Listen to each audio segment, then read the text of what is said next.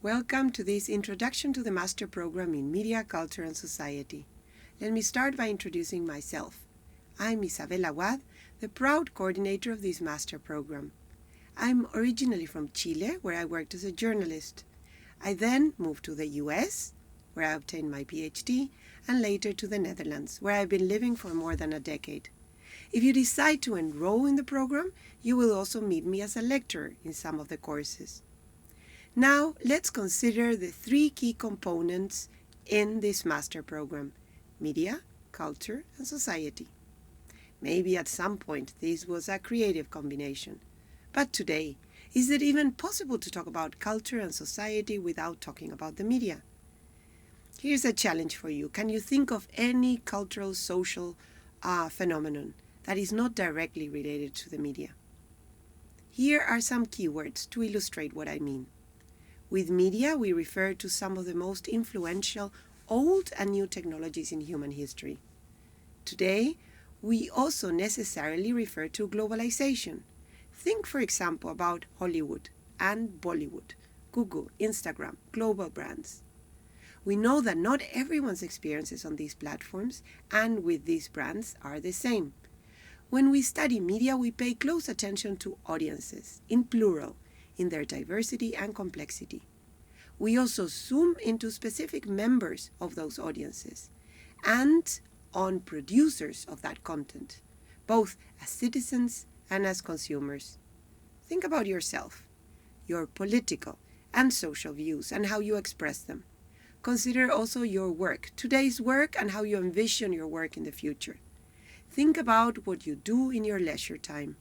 How central are the media to all that? Can you imagine the world of politics or discussions about politics without the media? Think of how we organize and regulate our social lives, our relations with others, but also with ourselves, how we present and define ourselves. The same goes for efforts from NGOs and other organizations and individuals engaged in social change. They may do that through social networks, games, news, and so many other mediated ways. Think about contemporary discussions about gender and cultural identity. Me Too, Black Lives Matter. How important are the media in those movements, and how important are those movements in our daily life? I could continue for a long while. Consider issues like security, surveillance, migration, where media used to play a secondary role. Now there are even special apps related to those areas. About all this and about how, in general, the media, old and new, increasingly permeate each and every sphere of our lives is what this program is about. Because these challenges resist any kind of national confinement, the program is distinctively international, both in its curriculum as well as in the learning setup, including the composition of staff and student bodies. And it works. Most of our students finish on time.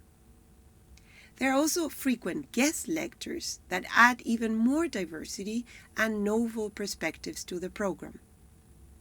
In practice, following Media, Culture and Society means enrolling in a one-year program organized in 4 terms, which looks like this.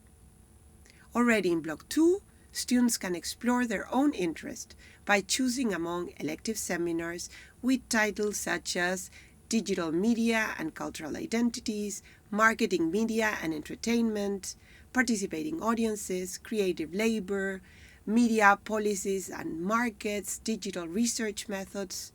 They can also choose among different research workshops. For example, about media and migration, surveillance, visibility and reputation, television audiences. Block 3 is distinctive in that its courses pay special attention to connections with the professional field. Block 4 is fully dedicated to the master thesis. From this general study program, I want to invite you into a deep dive into one of the courses, the seminar on media and social-cultural change, which I teach in term 1. Here is an overview of the topics we cover week by week. We pay special attention to power inequalities among different groups of people and how these inequalities derive from and translate into inequalities in communication. We engage, for example, with notions of hegemony and ideology, which you may be familiar with and which make social change difficult. To give you a more concrete impression of how we address these issues, let me share with you some of the examples we discussed in sessions 3 and 4. To talk about representation and othering, we start with the fire of Grenfell Tower in June 2017.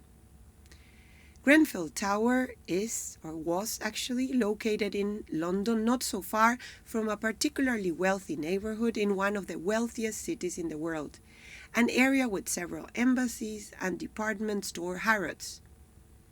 Grenfell was a 24-story public housing building in which 72 people were burned to death. The fire was front-page news not only in the UK. It became clear very quickly that this was a case of negligence and poor maintenance. The building did not meet fire regulations, the fire brigade was ill-prepared, and the cladding covering the building looked good but was extremely cheap and highly combustible. Grenfell became a symbol of inequality and injustice in the UK. As you can expect, residents were very angry with the local and national government and with the housing company. What was maybe less expected was their anger with the press. Residents eloquently blamed mainstream media for their role in the tragedy. They called them mouthpieces of government and of those in power. This specific image shows Channel 4's newsreader Jon Snow's visit to the Grenfell area. He was not welcome. Residents told him, "You didn't come here when people were telling you that the building was unsafe. That was not newsworthy. You come here when people die. Why? Why?" The case led to an intense debate in and about UK media. Why had they been so far removed from the reality of Grenfell residents? How was it possible that the media had ignored evidence like this? This, Playing with Fire, is a post from the Grenfell Action Group's news blog. 7 months before the tragedy, the post explicitly warned the danger of a fire and denounced the neglect of authorities and the housing company. Only a catastrophic event would make them react, residents had written. And they were right. In media and sociocultural change, we pay close attention to these inequalities, but also to possibilities for social change. Another case from another part of the world helps us consider the conditions in which social change can occur. We rely on research examining the practices of specific actors in Santiago de Chile. This is Santiago. The upper image is what you see in tourist guides and other mainstream outlets. The research I discuss with students in this course is based at the southern outskirts of the city, in Bajos de Mena, the area in the lower part of the image. The contrast between these two areas of the same city is central to our discussion. Bajos de Mena became extremely prominent in Chilean news in the early 2010s.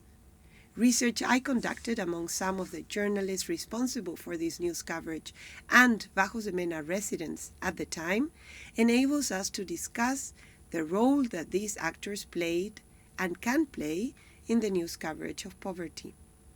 This research underscores the mechanisms used by both journalists and people in poverty to shape news coverage in ways that do not simply serve the interest of those in power, as we could expect, but also personal and social interest and agendas. In this case, the news coverage was quite stigmatizing, but strategically. Chilean reporters used Bajos de Mena to talk about pressing inequalities in the country. Residents used news coverage to pressure the government to demolish buildings that they deemed not habitable and give them the resources to live in better housing. In this case, these actors' strategies and collaboration, even if temporarily and partially, succeeded in leading to a plan of demolition and reconstruction agreed with local community leaders. What you see here is the beginning of the demolition process. Residents on the front, the Minister of Housing and the mayor of that area at the back. Together, Grenfell and Bajos de Mena enable us to talk about the politics of representation. They teach us that representation always involves struggles and negotiations. It is never simply a reflection of reality. When we are talking about representation, then, we are also talking about social differences, differences related to race, to class, to gender, for example. And we are talking about when and how these differences translate into social hierarchies and thus into injustice. We are concerned with questions such as who has the resources to represent, what is left aside, silenced, or othered in representation, and how do different actors navigate through existing constraints, search and find spaces for social change. We do not have final answers for these questions. Rather, the goal of the course is to become more sensitive to these issues and to acquire theoretical tools to engage with them in more nuanced, compelling ways. I close the deep dive to tell you a little bit about what our alumni are doing. Media Culture and Society alumni work in a wide scope of fields.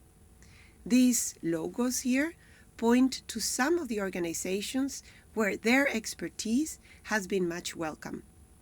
They include media, political parties, ministries, PR and communication positions in different kinds of companies, as well as research and teaching positions in universities and other teaching and research institutions. I hope that this has given you a general impression of the Media Culture and Society program. You may have questions and want more information, of course. These links and addresses will be useful for that. We'll be happy to respond to your queries. We hope, of course, to see you on campus. Thanks for joining today.